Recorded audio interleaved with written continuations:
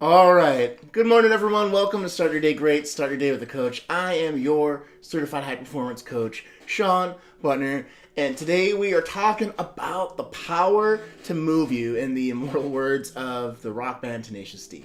If you've ever seen that Wonder Boy video, that's a quote from it.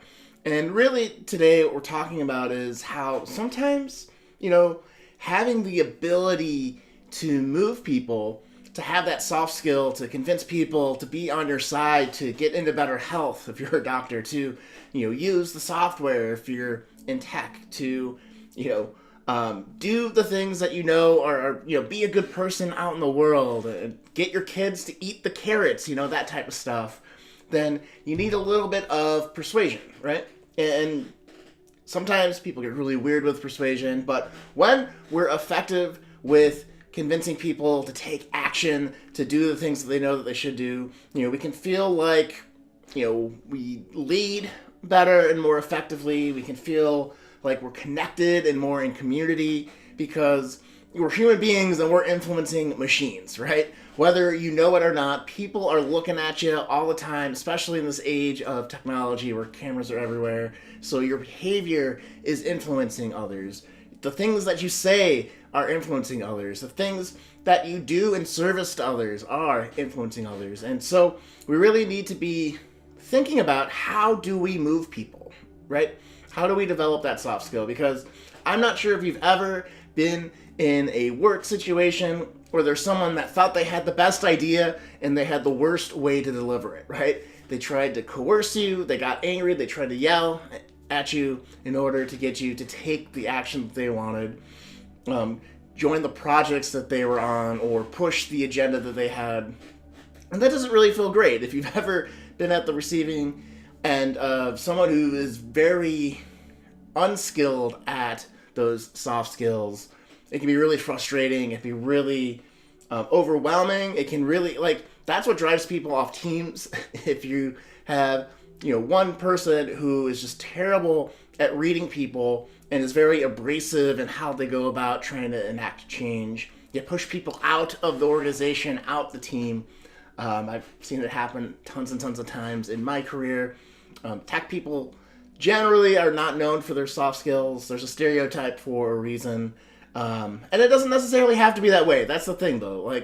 There are people that are really good at their jobs, that can very concisely communicate what they love about what they're doing and how it helps you and why you should be using it or why you should take that action. So that's the conversation I wanted to have with y'all today, because I think we need more people to be better role models, right? I think we need people to really focus in on how they're inspiring others to act, because there's been a lack of that, in my opinion. You can take a look at, the news, political discourse. There's tons of examples of how it's failing, how people communicating are really failing us out in the world. So don't be that person. Be the person that is skillful. Be the person that is creating these win-win situations where people want to take action because they know it's good for them, it's good for their families, it's good for their communities and society at large. So how do you go about developing that ability to move people into action and not fall into that coercive type of persuasion, or persuasion that just turns people off along the way, right? Because this is something I very deeply care about, because it's something that I've really struggled with in my career, and it's something that I've really tried to finesse. And I think it's what made me really successful at Walmart and at Apple when I worked there in tech, is not having to rely on formal influence to get people into action, right? Okay, so enough about that. So how do we get into it? I think, we take a look at Dale Carnegie. Very basic things that you can do with people is just notice things about them, right? So you might notice my background has changed this past week. I had a friend kindly make some suggestions. And so, if we were in a conversation, this is my office, you're here, okay, you see, it's Steve Jobs' book, you see a couple of books there, you might see that guitar there, you can't really see some of the pictures and calendars and stuff, but these are all invitations for people who are interested in those topics or music to ask questions, right? And like, hey, you like to play music? What do you like to play? That kind of stuff. And it's this building of rapport through just finding connection points, right? It's maybe one of the most underutilized tools that I've seen, at least in tech, where things are very clean and there's not a lot of points of commonality on people's desks most of the time, right? Or it's like filled with like action figures and stuff, but that's a whole other discussion.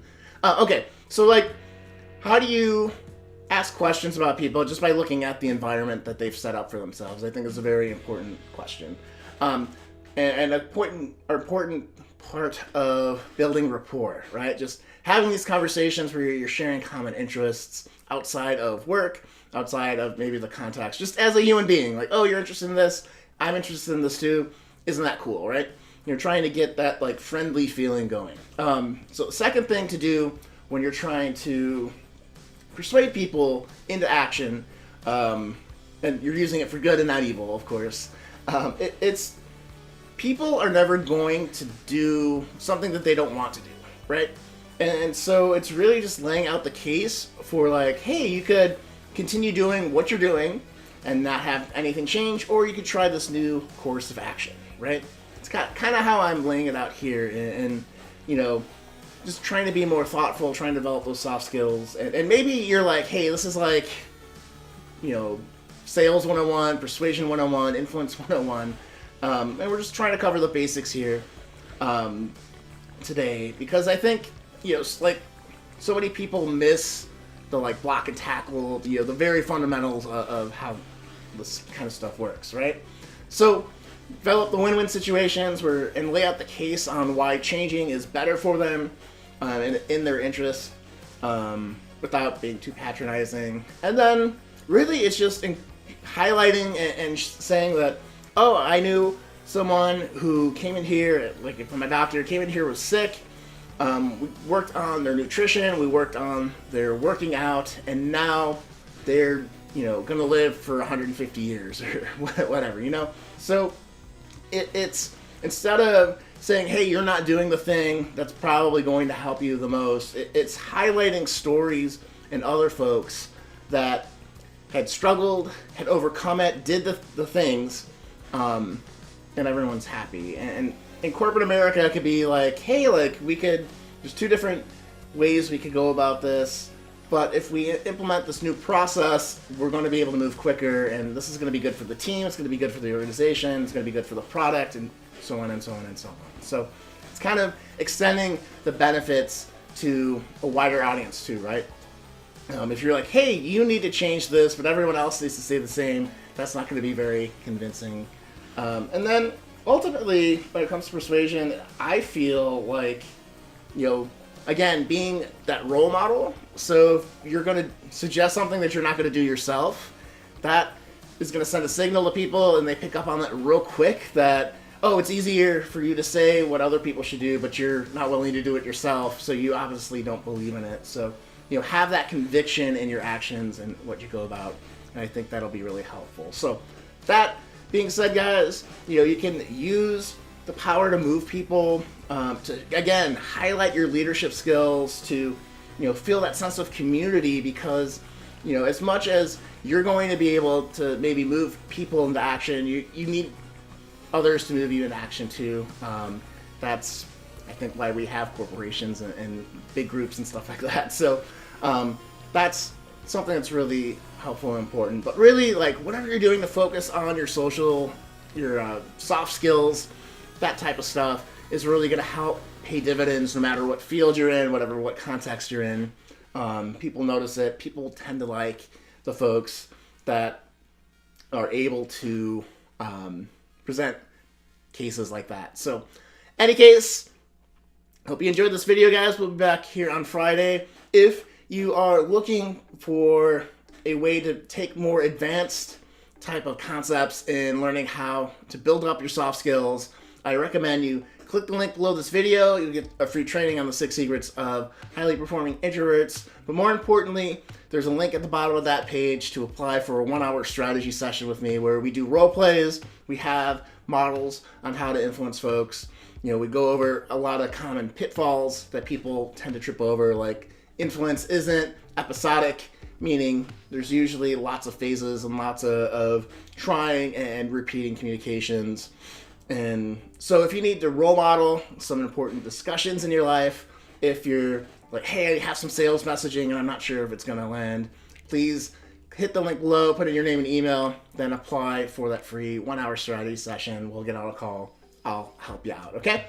Any case, if that's not you, no worries. We'll be back on Friday with the new show doing the weekly reflection. So please do the social media thing, like, share, subscribe, hit the notification bell wherever you're watching this.